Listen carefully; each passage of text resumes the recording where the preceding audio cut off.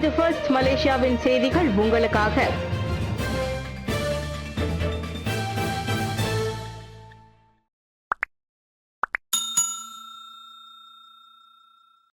ராயரை இஸ்லாத்திற்கு எதிரானவர் என்றழைத்த பிண்டாங் நாடாளுமன்ற உறுப்பினர் மக்களவையை விட்டு வெளியேற உத்தரவு. பெரிகத்தான் நேஷனலை சேர்ந்த பிண்டாங் நாடாளுமன்ற உறுப்பினர் டத்தோ அபங் ஹாஷிம் மக்களவை விட்டு வெளியேற உத்தரவிடப்பட்டார். அதனைத் தொடர்ந்து இன்று முதல் 3 நாட்களுக்கு அவர் மக்களவை கூட்டத்திற்கு பங்கேற்க முடியாது. ஜலுதோங் பகத்தான் ஹரப்பான் நாடாளுமன்ற உறுப்பினர் RSN ராயரை இஸ்லாத்துக்கு எதிரானவர் என கூறியதோடு அந்த கூற்றை திரும்ப பெற மறுத்தால் அவாங்கை மக்களிடம் இருந்து வெளியேறுமாறு மக்களவை துணைத் தலைவர் டத்தோ ரம்லி மாட்னோர் உத்தரவிட்டார். முன்னதாக கடந்த வாரம் வியாழக்கிழமை எதிர்க்கட்சி உறுப்பினர்கள் சிலர் மக்களவை தலைவரை தபால்காரர் என கூறி அவமதித்ததையும் பிரதமருக்கு ஆதரவு தெரிவித்த 6 முன்னாள் பெர்சத்து உறுப்பினர்களை ஒழிக என அவாங் கூறியதையும் ராயர் சுட்டிக்காட்டினார். உடனடியாக எழுந்த அவாங் ராயர் இஸ்லாத்துக்கு எதிரானவர் என கூறியதோடு அதனை மீட்டுக்கொள்ள மறுத்ததால் மக்களவையில் சலசலப்பு ஏற்பட்டது. டீசல் விலையேற்றம் கண்டால் புடி மடானி உதவி தொகையை அரசாங்கம் மறு ஆய்வு செய்யும் நிதித்துறை துணை அமைச்சர். எதிர்காலத்தில் டீசல் எரிபொருளின் விலை உயரும் பட்சத்தில் புடி மடானி டீசல் மானியத்தை அரசாங்கம் மறு ஆய்வு செய்யும். DOSM எனும் புள்ளியியல் துறை ஆய்வின் அடிப்படையில் கூடுதல் மாதாந்திர டீசல் செலவுகளை ஈடுகட்ட தற்போது வழங்கப்படும் 200 ரிங்கிட் உதவித்தொகை போதுமானது என நிதி துணை அமைச்சர் லிம் ஹூயும் தெரிவித்தார். டீசல் மானியத்தை அரசாங்கம் அவ்வப்போது மறு ஆய்வு செய்யும். அதே சமயம் தற்போது வழங்கப்படும் 200 ரிங்கிட் டீசல் மானியம் வாகன உரிமையாளர்கள், பொருளாதார மற்றும் தொழில்துறை வல்லுநர்கள் உட்பட பல்வேறு தரப்பினருடன் மேற்கொள்ளப்பட்ட ஆழமான ஆய்வு மற்றும் கலந்துரையாடல்கள் அடிப்படையில் நிர்ணயிக்கப்பட்டது. DOSM வெளியிட்ட 2022 குடும்ப வருமானம் மற்றும் செலவின ஆய்வு அறிக்கையின் தரவுகள் அடிப்படையில் தீபகற்ப மலேசியாவில் உள்ள 80 விழுக்காட்டு குடும்பங்களுக்கு கூடுதல் மாத செலவுகளை ஈடுகட்ட 200 ரிங்கிட் போதுமானது என மதிப்பிடப்பட்டுள்ளது குறிப்பிடத்தக்கது. எனக்கு 10 இளைஞர்களை கொடுங்கள், நான் உலகத்தை மாற்றி காட்டுகிறேன். சுவாமி விவேகானந்தர். மலேசிய இந்திய இளைஞர்களே, வலிமையான ஒளிமயமான எதிர்காலத்திற்காக ஒன்றுபடுவதற்கான நேரம் இது. தற்போதைய அரசியல் செல்வாக்கின் இருந்து விடுபட்ட படித்த ஆற்றல் மிக்க தலைவர்கள் நமக்கு தேவை. புதிய மலேசிய இந்திய சமூகத்தை ஒன்றாக உருவாக்குவோம். பேட்டானா ஸ்காலர் திட்டத்தின் கீழ் பல தகுதியான இளம் தலைவர்கள் எங்களிடம் உள்ளனர். அவர்கள் இயக்கத்தை வழிநடத்த தயாராக உள்ளனர். மலேசிய இந்தியர்களுக்கு இந்த புதிய அத்தியாயத்தை உருவாக்குவதில் எங்களுடன் இணையுங்கள். ஒன்றாக நாம் ஒரு மாற்றத்தை உருவாக்க முடியும் என மலேசிய தமிழ் பள்ளி கல்வி வளர்ச்சி மற்றும் நலன்புரி சங்கத்தின் தலைவரும் மலேசிய இந்திய பொருளாதார உருமாற்ற சங்க துணைத் தலைவருமான வெற்றிவேலன் தெரிவித்தார். தலைநகரில் மது அருந்திய மற்றும் போதைப்பொருள் உட்கொண்ட 50 பேர் கைது. தலைநகரில் ஜாலான் துன் ஹெச்எஸ்லி மற்றும் ஜாலான் மெட்ரோ புடு 2 வட்டார பகுதியில் அமைந்துள்ள கேளிக்கை விடுதிகளில் மேற்கொள்ளப்பட்ட ஒருங்கிணைந்த சோதனை நடவடிக்கையில் மது அருந்திய 43 முஸ்லிம்கள் கைது செய்யப்பட்டனர்.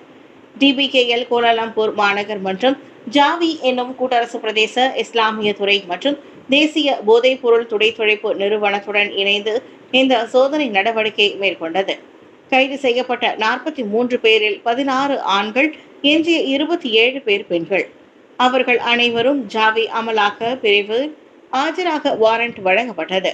இவ்வேளையில் அதே சோதனை நடவடிக்கையின் போது போதைப்பொருள் உட்கொண்டிருந்த 7 கைது செய்யப்பட்டதையும் கோலாலம்பூர் மாநகர் மன்றம் ஒரு அறிக்கையின் வாயிலாக உறுதிப்படுத்தியுள்ளது. முறையான அனுமதியின்றி மதுபானங்களை விற்பனை செய்த 2 கேளிக்கை மையங்களை மூட உத்தரவு பிறப்பிக்கப்பட்ட வேளை 2 அபராத பதிவுகளும் வெளியிடப்பட்டுள்ளன.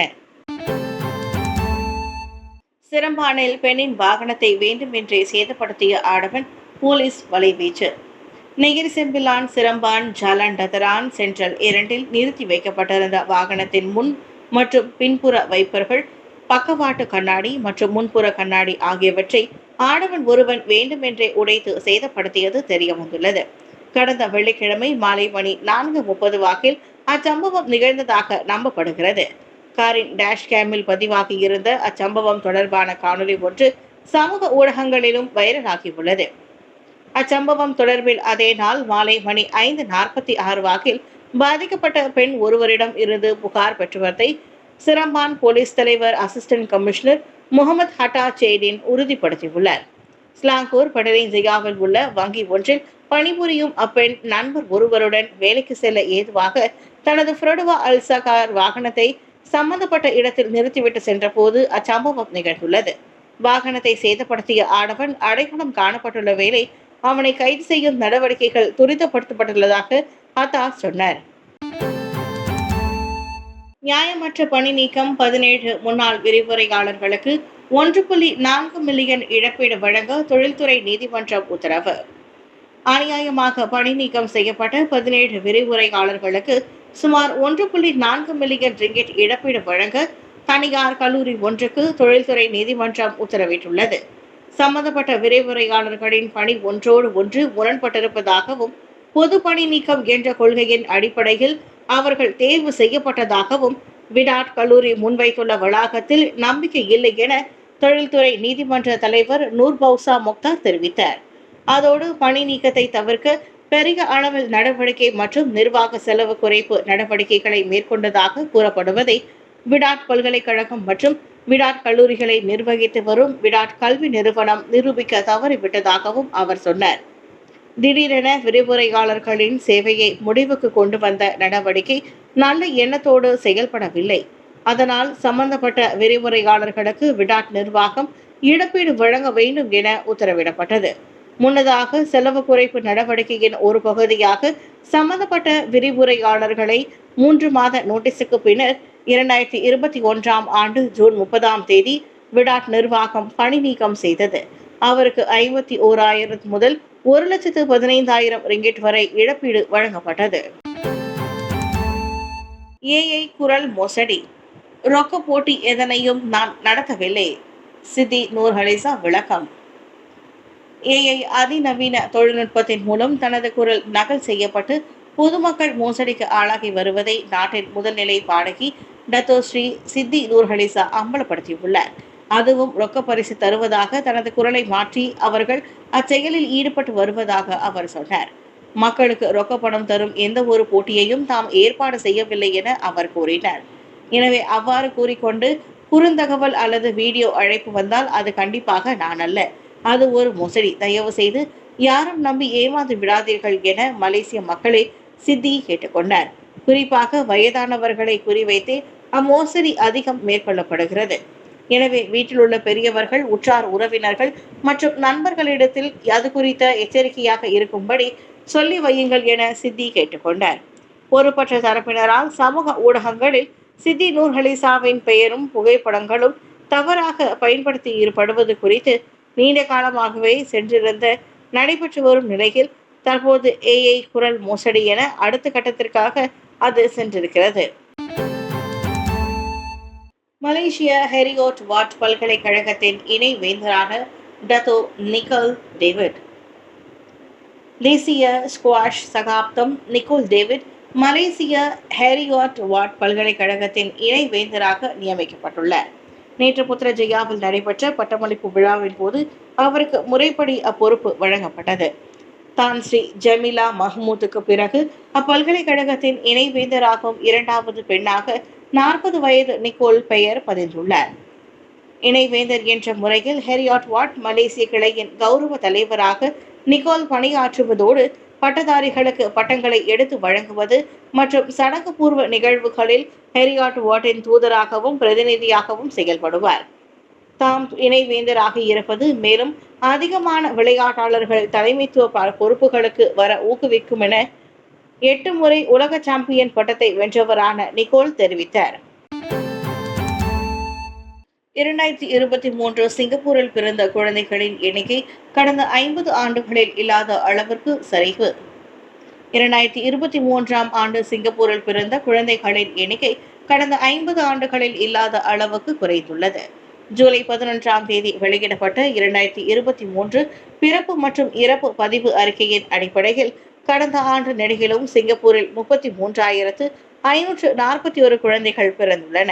எனினும் 2022ஆம் ஆண்டு பதிவான 35,605 குழந்தைகளை காட்டிலும் அந்த எண்ணிக்கை 5.8 விழுக்காடு குறைவாகும்.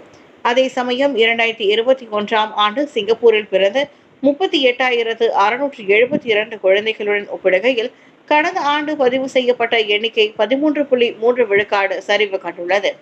1971ஆம் ஆண்டு சிங்கப்பூரில் 47,088 குழந்தைகள் பிறந்த வேளை அதன் பின்னர் கடந்த 5 ஆண்டுகளில் மிகவும் குறைவான குழந்தைகள் பிறந்த ஆண்டாக 2023ஆம் ஆண்டு கருதப்படுவதாக சிங்கப்பூர் குடிநுழைவு மற்றும் சோதனை சாவடி ஆணையத்தின் அகப்பக்கத்தில் பதிவேற்றம் செய்யப்பட்டுள்ள பிறப்பு இறப்பு சான்றிதழ் புள்ளி விவரங்கள் குறிப்பிடுகின்றன. துப்பாக்கிச் சூட்டுக்கு முன்பாக டொனால்ட் ட்ரம்புக்கு கூடுதல் பாதுகாப்பு தரப்படவில்லையா? அமெரிக்க ரகசிய சேவை நிறுவனம் மறுப்பு. அமெரிக்க முன்னாள் அதிபர் டொனால்ட் ட்ரம்ப் மீது மேற்கொள்ளப்பட்ட கொலை முயற்சிக்கு முன்பாக அவருக்கு கூடுதல் பாதுகாப்பு தரப்படவில்லை என கூறப்படுவதை ரகசிய சேவை நிறுவனம் மறுத்துள்ளது. குடியரசுக் கட்சியினர் மற்றும் ட்ரம்ப் ஆதரவாளர்களிடம் இருந்து வந்துள்ள அந்த குற்றச்சாட்டில் உண்மை இல்லை என பாதுகாப்புக்கு பொறுப்பான அந்நிறுவனத்தின் பேச்சாளர் சொன்னார். அதிபர் தேர்தல் பிரச்சாரம் சூடுபிடித்து வருவதால் பாதுகாப்பு அம்சம் எவ்வளவு முக்கியம் என எங்களுக்கு தெரியாமல் இல்லை. போதுமான அளவிற்கு பாதுகாப்பை பலப்படுத்தி இருந்தோம் என்றார் அவர். ட்ரம்ப் மீதான கொலை முயற்சி குறித்து விரிவான விசாரணை நடத்த வேண்டும் என வலியுறுத்தி குடியரசுக் கட்சி நாடாளுமன்ற உறுப்பினர்கள் தங்களின் கவனத்தை அந்த ரகசிய சேவை ஏஜென்ட்டுகள் பக்கமாக திருப்பி இருப்பது குறிப்பிடத்தக்கது. பென்சில்வேனியா மாநிலத்தில் தேர்தல் பிரச்சாரத்தில் ஈடுபட்டிருந்த ட்ரம்ப் மீது முன்னதாக துப்பாக்கிச்சூடு நடத்தப்பட்டது. அதில் காதில் காயமடைந்த ட்ரம்ப் அமெரிக்க ரகசிய சேவை ஏஜென்ட்டுகளால் காப்பாற்றப்பட்டு மருத்துவமனைக்கு கொண்டு செல்லப்பட்டார். அமெரிக்காவில் 2 நாட்களாக காணாமல் போன 1 வயது குழந்தை உணவின்றி உயிர் பிழைத்த அதிசயம். அமெரிக்காவில் 2 நாட்களாக காணாமல் போன 1 வயது குழந்தை நெடுஞ்சாலையோரமாக உயிருடன் மீட்கப்பட்டுள்ளது. உடலில் பூச்சிக்கடிகளுடன் சாலையோரமாக தவழ்ந்து கொண்டிருந்த குழந்தையை அவ்வழியாக சென்ற கனரக வாகன ஓட்டுநர் கண்டெடுத்தார். ஏதோ பொம்மை கிடப்பதாக எண்ணி அதை நெருங்கி பார்த்தபோது குழந்தை அசைவதை கண்டு அவர் அதிர்ச்சியுற்றார். அது குறித்து போலீசாருக்கு தகவல் தெரிவிக்கப்பட்ட போதுதான் ஜூலை 8ஆம் தேதியில் இருந்தே அந்த குழந்தை தேடப்படுவது தெரிய வந்தது. முன்னதாக அக்குழந்தையின் 4 வயது அண்ணன் லூசியானா டெக்சஸ் மாநில எல்லைப் பகுதியில் உள்ள ஏரி ஒன்றில் இறந்து கிடந்தார். இதையடுத்து கைதான அவர்களின் தாயான 25 வயது ஏலியன் ஜாக் மீது 2ஆம் கட்ட கொலை குற்றச்சாட்டு சுமத்தப்பட்டது. கண்டெடுக்கப்பட்ட குழந்தை மருத்துவமனையில் சிகிச்சை முடிந்து குழந்தை காப்பகத்திடம் ஒப்படைக்கப்பட்டுள்ளது. உண்ண உணவின்றி ஆகாரமின்றி 2 நாட்கள் தனியாக உயிர் பிழைத்த அக்குழந்தை உண்மையிலேயே அதிசய குழந்தை என்று வர்ணிக்கப்படுகிறது. கோபா அமெரிக்க காற்பந்தாட்டம் ரசிகர்களின் மோதலால் 30 நிமிடம் ஒத்திவைப்பு. அமெரிக்கா மியாமியில் நடைபெற்ற அர்ஜென்டினாவுக்கும் கொலம்பியாவுக்கும் இடையிலான கோபா அமெரிக்கா இறுதி ஆட்டத்தின் கிக் ஆஃப் ஆட்டத்தின் போது அரங்கத்திற்கு வெளியே ரசிகர்கள் போலீசாருடன் முதலில் ஈடுபட்டதால் ஆட்டம் 30 நிமிடங்கள் ஒத்திவைக்கப்பட்டது. அதனால் ஹார்ட் ராக் அரங்கில் ஆட்டத்தை தொடங்க தயார் நிலையில் இருந்த 2 அணி ஆட்டக்காரர்களும் மீண்டும் தயார் நிலை அறைக்கு திரும்பியதாக ஏற்பாட்டாளர்கள் தெரிவித்தனர். உள்நாட்டு நேரப்படி இரவு 8:30 வாக்கில் தொடங்கவிருந்த அவ்வாட்டம் 30 நிமிடம் தாமதப்படுத்தப்பட்டது. அவ்வாட்டத்தை காண டிக்கெட்டுகளை வாங்காத ரசிகர்கள் முந்தியடித்துக் கொண்டு அரங்கில் நுழைய முற்பட்ட போது அங்கு பணியில் இருந்த போலீசாருக்கும் அவர்களுக்கும் இடையில் கைகலப்பும் உண்டது. அதனால் காயமடைந்த சில ரசிகர்களுக்கு மருத்துவ குழுவினர் முதலுதவிகளை வழங்கியதாகவும் கூறப்படுகிறது.